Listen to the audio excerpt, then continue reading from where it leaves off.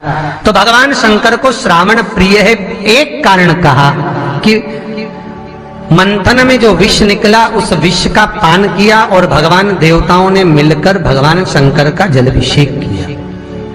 दूसरा कारण कहा माता सती ने शंकर को पाने के लिए श्रावण के महीने में ही सबसे ज्यादा साधना करी है।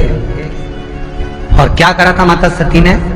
एक बालू का मिट्टी का शिवलिंग बनाती थी, प्रतिदिन शिवलिंग का निर्माण करती थी और शिवलिंग का निर्माण कर कर उसकी पूजन कर कर अर्चना कर कर उसका विसर्जन करती थी सती माता। और माता सती का नियम था भगवान शंकर को पाने के लिए शिवलिंग का तो हमारे यहाँ शिव महापुराण में लिखा है कि पार्थिव शिवलिंग का निर्माण होना चाहिए। और पार्थिव शिवलिंग का निर्माण करना है तो उसके लिए भी वर्णन करा गया। ब्राह्मण श्वेत मट्टी के शिवलिंग का निर्माण करे, वैश्य पीली मट्टी के शिवलिंग का निर्माण करे, क्षत्रिय लाल मट्टी के शिवलिंग का निर्माण करे और शूद्र काली मट्टी के शिवलिंग का निर्माण करे। कितना बड़ा शिवलिंग बनाना चाहिए? अगर हम पार्थिव शिवलिंग का निर्माण कर रहे हैं या हमारे घर में हम कोई मूर्ति रख रहे हैं या हमारे घर में हम कोई मूर्ति को विराजमान कर रहे हैं तो उस मूर्ति का भाव कितना बड़ा होना चाहिए? तो कहा जमीन पर अपने हस्त कमल को रखकर अंगूठे को ऊंचा कर कर देख लो, बस इतनी बड़ी मूर्ति घर के अंदर होना चाहिए। चाहे वो लड्डू गोपाल की हो, चाहे वो दुर्गा भवानी की हो, चाहे वो राम जी की हो, शंकर जी की हो, कृष्ण की हो, जिसकी रखना हो, बस इतनी बड़ी मूर्ति घर के अंदर होना चाहिए। क्यों? इससे बड़ी अगर मूर्ति होती है तो जैसे मंदिर में सेवा होती है उतनी सेवा की उसको जरूरत पड़ती है। और अगर इससे छोटी मूर्ति होती है, जितनी छोटी होगी उतनी सेवा कम करना पड़ती है। तो मूर्ति जितनी छोटी होगी उतना सुख प्रदान करेगी,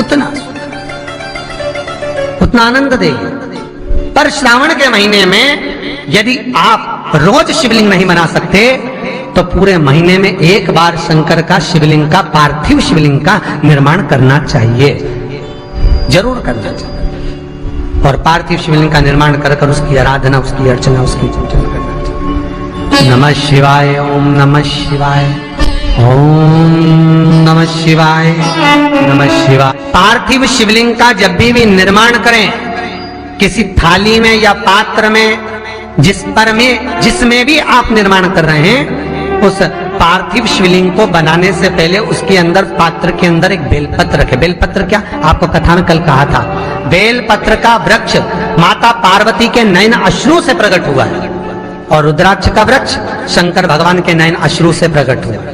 तो बेलपत्र रखकर फिर उसके ऊपर शिवलिंग का निर्माण करें, फिर उसके ऊपर शिवलिंग, उसका लाभ आनंदित हो, उसका सुख आनंदित हो, वो आनंद फल देने वाला है।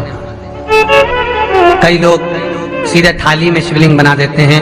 माता पार्वती के हस्त कमल पर शिवलिंग का निर्माण है महाराज, हस्त कमल सुख देने के लिए। तो भगवान शंकर के शिवलिंग का निर्माण करें। माता सती ने भी किया। यही श्रावण के महीने में माता सती शंकर भगवान के शिवलिंग का निर्माण करती है, पूजन करती है, अर्चना करती है। फिर शाम के समय उस शिवलिंग को मस्तक पर स्पर्श कर कर जलाशय में, कुंड में, जल में, बावड़ी में, कुएं में, तालाब में उसका विसर्जन करती है माँ।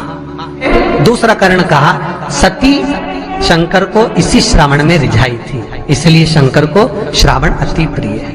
कि पहले आती है नवमी, फिर आवेगी एकादशी देवसोनी। तो भंडारिया नवमी का मतलब क्या होता है? भंडारिया नवमी का स्मरण क्या होता है? अभी आपको कहा था 9 जगह पर बेलपत्र चढ़ती है।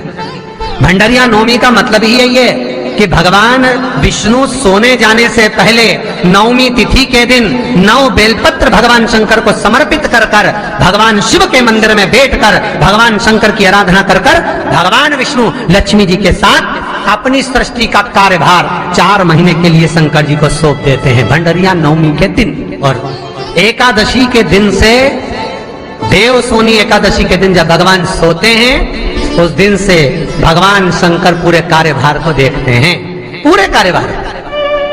जब कार्यभार सौंपा गया, भगवान शंकर सृष्टि का संचालन करने लगे, तब ब्रह्मा और विष्णु ने आकर शंकर जी की आराधना यही श्रावण के महीने में करी थी कि आपने पूरा कार्य अच्छे से संभाला, इसलिए शंकर को श्रावण अति प्रिय है। ये तीसरा कारण है शंकर को श्रावण प्रियता का। अब शिव महापुराण की कथा करेंगे कि शंकर को श्रावण प्रिय चौथा कारण वर्णन करा कि ये कारण भगवान शंकर की आराधना माता पार्वती ने बाल्यपन से करी, खूब दिल से करी।